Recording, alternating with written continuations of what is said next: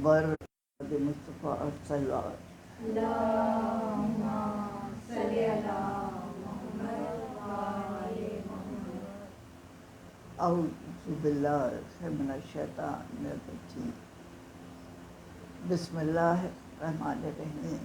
الحمدللہ رب العالمین والصلاۃ والسلام علی اشرف الانبیاء والمرسلین سید الاولین والآخرین رحمت للعالمین شفیع المذنبین سیدنا و مولانا ابوالقاسم محمد وعلی آلہ طیبین طاہرین المعصومین المظلومین. ناظرین کرام، ہماری اس سلسلہ ذکر کی آج 9ویں اور آخری تقریر ہے. جیسا کہ آپ لوگ جو دیکھتے آئے ہیں، آپ کو معلوم ہے کہ ہمارا عنوان شریکت الحسین تھا. تو آج اس سلسلہ ذکر کی آخری مجلس بیوی کے بابا اپنے آقا و مولا جناب امیر المومنین علیہ الصلاۃ والسلام کی خدمت اقدس میں پیش کی. بیوی قبول فرمائیں. شروع کروں گی حضرت نجم آفندی کے دو اشعار سے. شہید ظلم کلیجی ہلا دیے تھے، شہید ظلم کلیجی ہلا دیے تھے. حسین درد کے دریا بہا دیے تو، ہر ایک ذرہ بے حس میں ایک تڑپ دماغ وضع کیے دل بنا دیے. ناظرین کرام، ہم گزشتہ تذکروں میں یہ جائزہ لیتے چلے آئے ہیں کہ جناب شریکت الحسین زینب سلام اللہ علیہ کے جہاد کے کیا اثرات ہوئے معاشرے پر، اور وہ کتنا اہم جہاد تھا کہ اگر وہ نہ ہوتی، اسرائے آل محمد نہ ہوتے تو شاید واقعہ کربلا ایک گمنام صحرا میں دفن کر دیا جاتا ہے.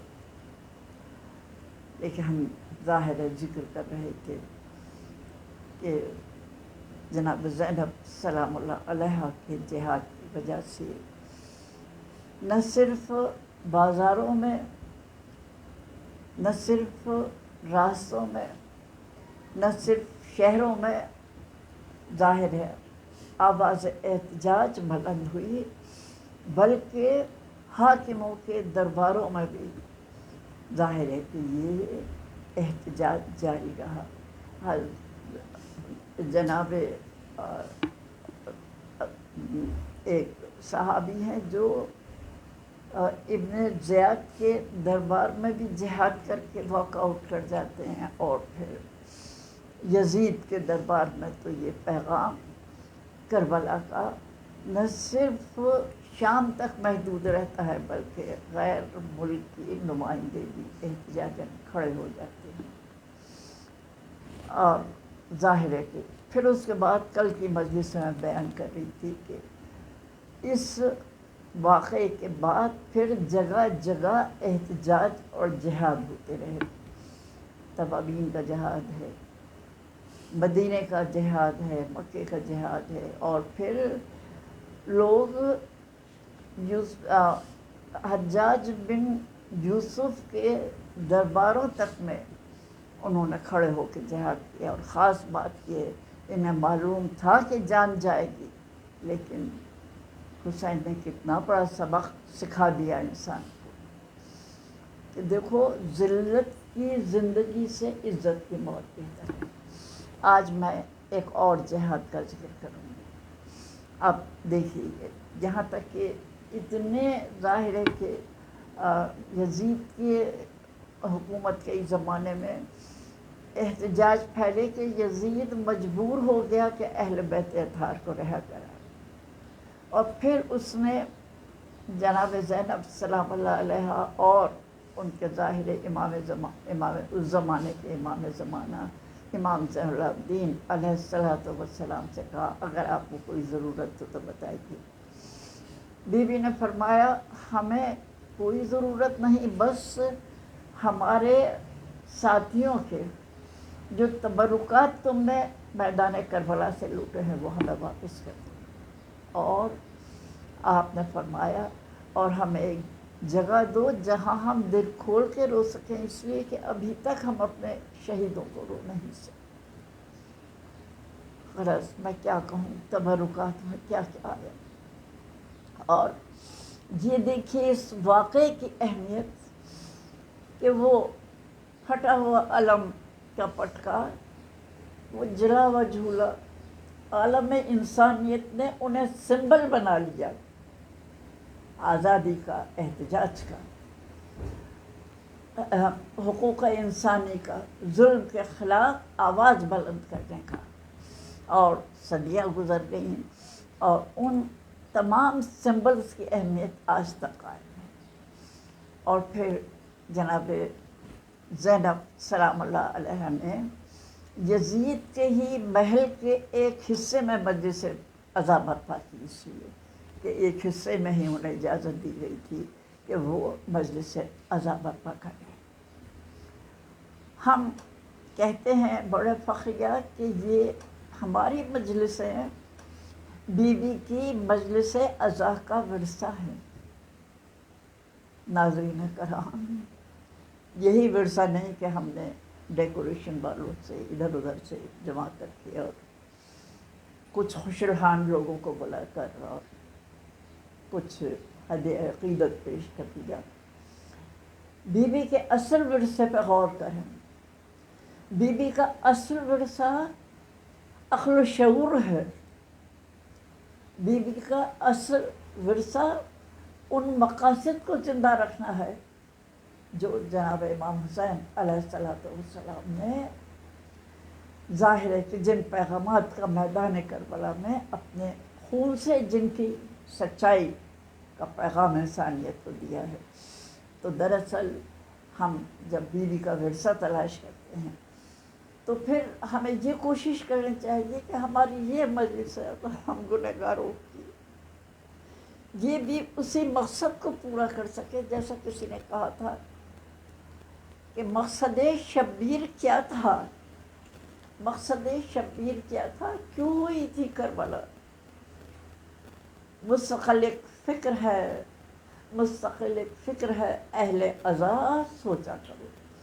تو بی بی کی وراثت یہ فکر ہے، بی بی کی وراثت تو وہ ان مقاصد کو عام کرنا ہے جن کا تعلق میدان کربلا سے، اور خاص طور سے جن کی اہمیت یہ ہے کہ صدیاں گزر گئیں لیکن وہ احساس آج تک زندہ ہے.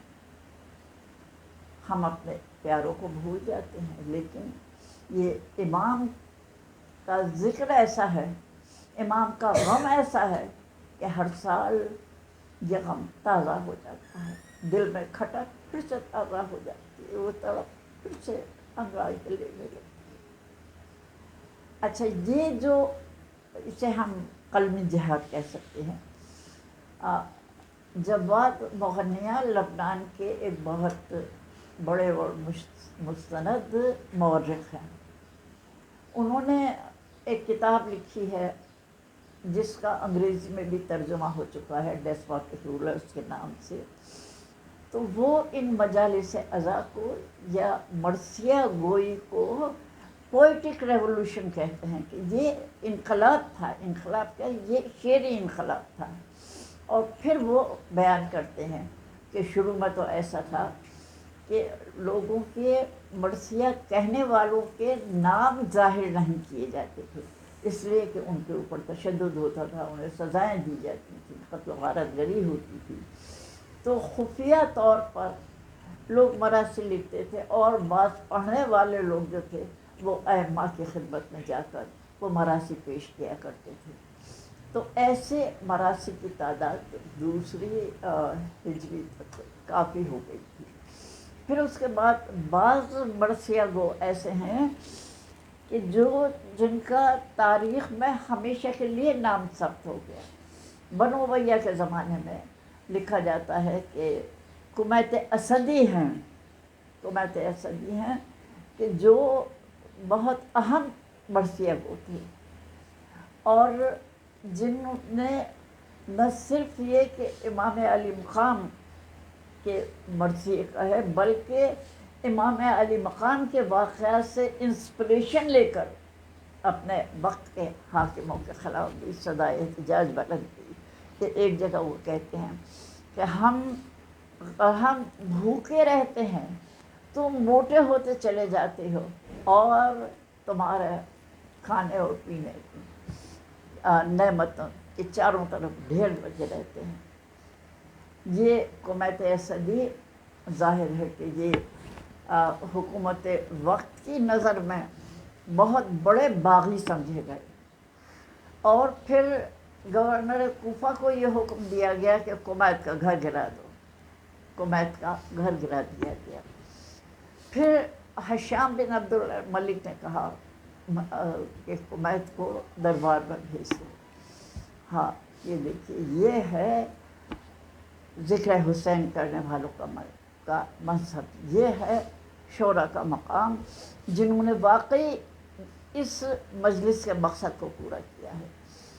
بلایا گیا اور ہشام نے 7-8 قاتل دروازے پہ مقرر کر دیے. جس وقت کمیت اسدی دربار میں داخل ہونا چاہتے تھے، سب نے مل کر آپ پر حملہ کر دیا. اور پھر تاریخ میں لکھتی ہے کہ بیک وقت کتنی تلواریں کمیت پہ پڑ رہی تھیں، اور لیکن کمیت کی زبان پر ایک ہی لفظ تھا، اللہ.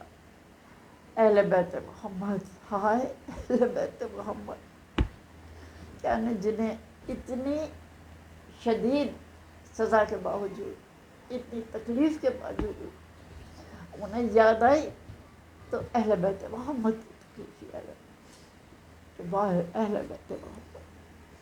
تو اب کمیت بھی نہ صرف یہ کہ شہید ہوئے، بلکہ کمیت کو تاریخ نے مجاہد کا لقب دیا ہے کہ ایسا مجاہد جس نے جہاد کے تقاضے پورے کر دیے.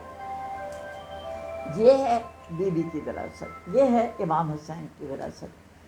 اور پھر اس کے بعد مرثیہ گو آتے رہے. ابو فرات سمدانی ہیں، اور لوگ ہیں کہ جن کے مرثی جو تھے جہاد کی حیثیت رکھتے ہیں، جہاد کی حیثیت رکھتے ہیں، اور انہوں نے ظاہر ہے اپنے مرثیوں کے ذریعے امام علی مقام کے مقاصد اور کربلا کی تبلیغ. اب یہ اور جنہوں نے فرش ازا کے مقصد کو پورا کیا ہے. اور یہ جو مرثیہ گو وہ تھے شورا، ان کی ظاہر ہے کہ ان کے مرثیوں کو ہم ڈسپوٹک رولرز میں لکھا گیا کہ یہ ایسا ہے جیسے ظلم کے خلاف ایک انڈر گراؤنڈ تحریک چلتی رہی ہے. کہ ایک تحریک جو تھی وہ تلواروں کے ذریعے چلی، نعروں کے ذریعے چلی، اور ایک تحریک جو ہے وہ انڈر گراؤنڈ چلتی رہی ان مراثی کے ذریعے، ان مرثیوں کے ذریعے، جس میں نہ صرف جناب امام حسین اور ان کے رفقا کا ذکر ہوتا تھا، بلکہ اپنے وقت کے مظالم کے خلاف بھی ظاہر ان کے احتجاج کیا جاتا تھا. اور ہوتے ہوتے یہ احتجاج جو تھا اور یہ سمبلز، یہ ایک بامانی استعارہ بن گئے. گوپی چند نارنگ ہیں، ہندو ہیں، جامعہ ملیہ میں اردو ڈپارٹمنٹ کے ہیڈ آف دا ڈپارٹمنٹ رہے ہیں. ان کی ایک کتاب بڑی خوبصورت کتاب ہے، کتاب چھوٹی ہے لیکن بہت اچھی ہے، جس میں وہ لکھتے ہیں واقعہ کربلا ایک شعری استعارہ، کہ واقعہ کربلا ایک شعری استعارہ بن گیا کہ لوگ اپنے زمانے کے مظالم کو بھی کربلا کے استعاروں کے ذریعے بیان کرنے لگے. اور یہ سلسلہ ہر زمانے میں چلتا رہا. اب میں نے ظاہر ہے ایک دو یہ عربی شعراء کا ذکر کیا جو ہر زمانے میں چلا ہے. بنو عباس کے زمانے میں بہت اہم شاعر دوبل خزائی تھے. ان کی زندگیاں کیسی گزری؟ دوبل خزائی کہتے ہیں کہ میں 50 سال سے اپنی صلیب اپنے کاندھے پر اٹھائے پھر رہا ہوں. تو یہ جناب امام علی مقام کا ذکر جو تھا یہ ظلم کے خلاف احتجاج کی علامت بن گیا، یہ زندگی کی علامت بن گیا، یہاں تک کہ یہ سلسلہ ہر زمانے میں جاری ہے.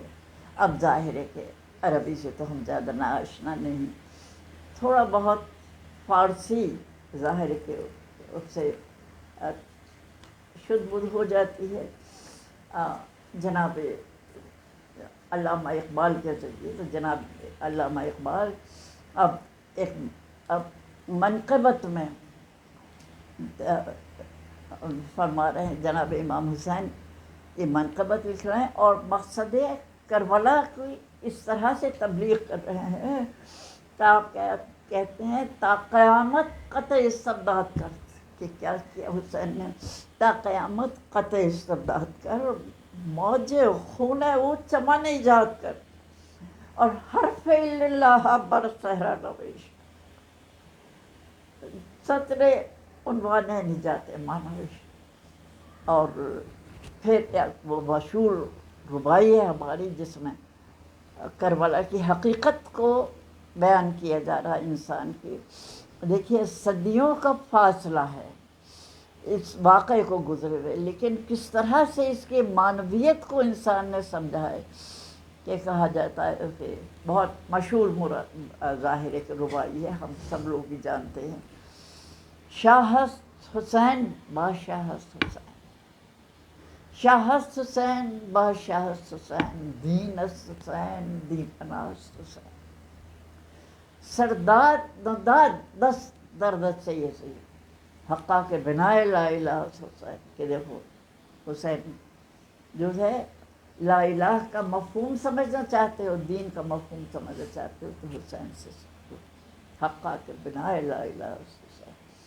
تو ظاہر ہے تھوڑی بہت آوازیں جو ہم تک پہنچتی ہیں اس میں یہ بتایا جا رہا ہے کہ اگر دین کو سیکھنا ہو تو حسین سے سیکھو. دین کو پناہ دینے والا حسین ہے. وہ لا الہ کی معنی جاننا چاہتے ہو کہ تمہارے رسول نے تمہیں کیا پیغام دیا تھا تو حقا کے بنا لا الہ حسین. اب دیکھیے یہاں تک ہم دیکھتے ہیں کہ یہاں تک بات آتی ہے اور پھر اس کے بعد ہم دیکھیں بہت سی سیاسی تحریکوں میں بھی واقعہ کربلا کے استعارے استعمال ہوئے ہیں. جیسے حسرت بہانی ہیں، ان کا بڑا ظاہر ہے کہ تخلیقی رول تھا آزادی ہند کی تحریک میں. تو اب انگریزوں کے خلاف احتجاج کر رہے ہیں، ملاحظہ ہو انگریزوں کے خلاف احتجاج کر رہے ہیں. اور کس طرح احتجاج کر رہے ہیں؟ میں حلقہ اعداء میں ہراساں نہیں حسرت، میں حلقہ اعداء میں ہراساں نہیں حسرت. یہ اعداء کون ہیں؟ انگریز ہیں، جن کو سمبل کو جن کو تشبیہ دی جا رہی ہے کہ یہ ایسے ہیں جیسے حسین کو دشمنوں نے گھیر رکھا تھا. لیکن آپ کہتے ہیں میں حلقہ اعداء میں ہراساں نہیں حسرت، ہے پیش نظر شیوا حسین ابن علی. کہاں تک پہنچی یہ بات؟ اور پھر رئیس الاحرار کہتے ہیں کہ جب تک کہ دل سے محو نہ ہو کربلا کی یاد، جب تک کہ دل سے محو نہ ہو کربلا کی یاد، ہم سے نہ ہو سکے گی اطاعت یزید کی. آپ دیکھیے یہ یزید کون ہے، یعنی اس صدی میں یزید کہاں سے آ گیا؟ تو آپ یہ دیکھتے ہیں کہ اب واقع کربلا ایک استعارہ بن چکا ہے۔ جو بھی ظالم ہوں گے، جو بھی انسانوں کے حقوق غصب کرنے والے ہوں گے، جو بھی انسانوں پہ ظلم ڈھانے والے ہوں گے، ان کے لیے یزید کا سمبل استعمال ہوا ہے کہ ہم سے نہ ہو سکے گی اطاعت یزید کی، کہ یہ لوگ کہ جو ہماری آزادیوں کو غصب کرنے والے ہیں، ہمارے حقوق کو غصب کرنے والے ہیں، یہ اس دور کے یزید ہیں۔ تو غرض یہ جو ہے یعنی کربلا نے ہر دور کے یزید کو پہچاننا ہمیں بتایا ہے کہ پہچانو تمہارے دور کے یزید کون ہیں، اور دیکھو اپنے دور کے یزید سے کمپرومائز نہ کرنا، اپنے دور کے یزیدوں کے خلاف احتجاج کرتے رہنا، یہی کربلا کا مقصد ہے۔ جیسے کسی نے کہا آج کل کے شاعر ہیں اور وہ کربلا کا مقصد بتا رہے ہیں، کوئی کہہ دے یہ حکومت کے نگہبانوں سے، کوئی کہہ دے یہ حکومت کے نگہبانوں سے، کربلا ایک ابدی جنگ ہے سلطانوں سے۔ ہم سمجھتے ہیں کربلا تو کیا پیغام ہے، یہ پیغام صدیوں کو پار کر کے آج تک ہم تک پہنچ رہا ہے کہ کربلا ایک ابدی جنگ ہے سلطانوں سے۔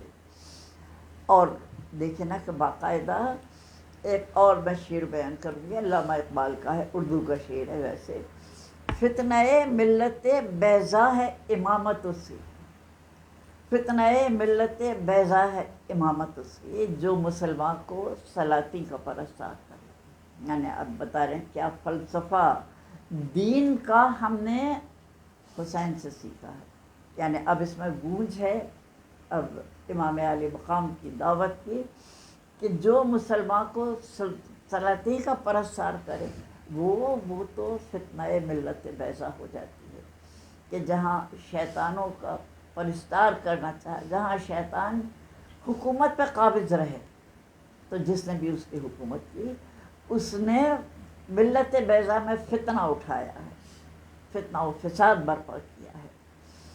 اب ہم یہ دیکھتے ہیں کہ آج تک لوگ کس طرح سے حالات کا تجزیہ کر رہے ہیں کربلا کے استعاروں سے۔ ہمارے مشہور شاعر ہیں، شاعر انقلاب حضرت جوش ملیح آبادی، انہوں نے ایک پیشین گوئی کی، اور یہ خاصے پہلے کی، ظاہر ہے جوش صاحب کے زمانے کی، ان کے بعد تو کئی انقلاب آئے، ایران کا انقلاب آیا، اب ہم دیکھتے ہیں فلسطین میں کیا قیامت آ رہی ہے، اس سے پہلے سے وہ نشاندہی کر رہے ہیں۔ یہ صبح انقلاب کی جو آج کل ہے ذوق، یہ صبح انقلاب کی جو آج کل ہے ذوق، یہ جو مچل رہی ہے فضا، پھٹ رہی ہے پود، یہ جو چراغ ظلم کی تھرا رہی ہے لو، دراصل یہ حسین کے انفاس کی ہے رو، دراصل یہ حسین کے انفاس کی ہے رو۔ اور دیکھو حق کے چھڑے ہوئے ہیں جو یہ ساز دوستو، یہ بھی اسی جری کی ہے آواز دوستو، سلوات و محمد علیہ محمد۔ ہاں